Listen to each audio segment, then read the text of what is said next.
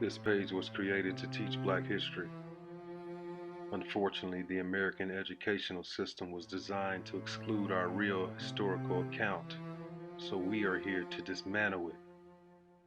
It's time to enlighten those of us who have been kept in the dark. I too was a Black man who didn't know enough about our own history, so I began to dig deeper and do my own research. I want people of all races and cultures to join together to learn our history as one. Here, I will share all of my findings. Please share and support teaching Black history. The story of Booker T. Washington. Booker Taliaferro Washington was born into slavery to Jan, an enslaved African American woman on a plantation in Southwest Virginia. He never knew the day, month, and year of his birth, but the year on his headstone reads 1856. Nor did he ever know his father, said to be a white man who resided on a neighboring plantation. After emancipation, Jan took her family to the free state of West Virginia to join her husband, Washington Ferguson, who had escaped from slavery during the war and settled there. The illiterate Booker began to painstakingly teach himself to read and attend school for the first time. Washington worked in salt furnaces and coal mines in West Virginia for several years to earn money. He made his way to East Hampton's Institute, a school established in Virginia to educate freedmen and their descendants, where he also worked to pay for his studies. In 1881, the Hampton Institute president, Samuel C. Armstrong, recommended Washington, then aged 25, to become the first leader of Tuskegee Normal and Industrial Institute. The new school opened on July 4, 1881, initially using a room donated by Butler Chapel AME Zion Church. The next year, Washington purchased a former plantation to be developed as the permanent site of the campus. Under his direction, his studies literally built their own school, making bricks, constructing classrooms, barns and outbuildings, and growing their own crops and raising livestock, both for learning and to provide for most of the basic necessities. Both men and women had to learn trade as well as academics. The main goal was not to produce farmers and tradesmen, but teachers of farmers. The school expanded over the decades, adding programs and departments to become the present-day Tuskegee University. Washington led Tuskegee for more than 30 years after becoming its leader.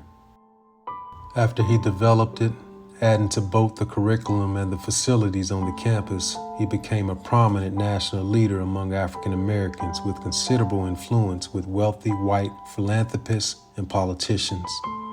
Washington expressed his vision for his race through the school. He believed that providing needed skills to society, African Americans would play their part, leading to acceptance by white Americans. He believed that blacks would eventually gain full participation in society by acting as responsible, reliable American citizens.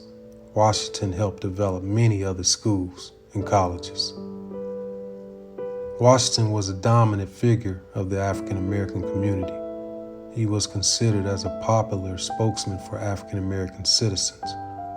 Representing the last generation of black leaders born into slavery, Washington was generally perceived as a supporter of education for freedom and their descendants in the post-Reconstruction Jim Crow era South.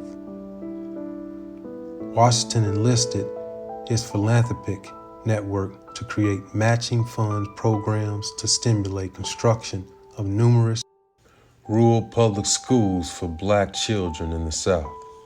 Along with Julius Rosenwald from Chicago, the Rosenwald Fund helped support the construction and operation of more than 5,000 schools and related resources for the education of blacks throughout the South in the late 19th and early 20th centuries. The local schools were a source of communal pride.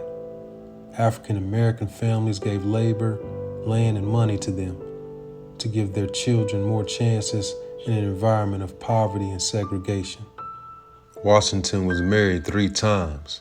In his autobiography, Up from Slavery, he gave all 3 of his wives credit for their contributions at Tuskegee. He had 2 sons and a daughter. Despite his extensive travels and widespread work, Washington continued as principal of Tuskegee. Washington's health was deteriorating rapidly in 1915. He collapsed in New York City and was diagnosed by 2 different doctors as having Bright's disease, related to kidney diseases. Told he only had a few days left to live, Washington expressed a desire to die at Tuskegee. He boarded a train and arrived in Tuskegee shortly after midnight on November 14, 1915. He died a few hours later at the age of 59. His funeral was held on November 17, 1915, in the Tuskegee Institute Chapel, and it was attended by nearly 8,000 people. He was buried nearby in the Tuskegee University campus cemetery.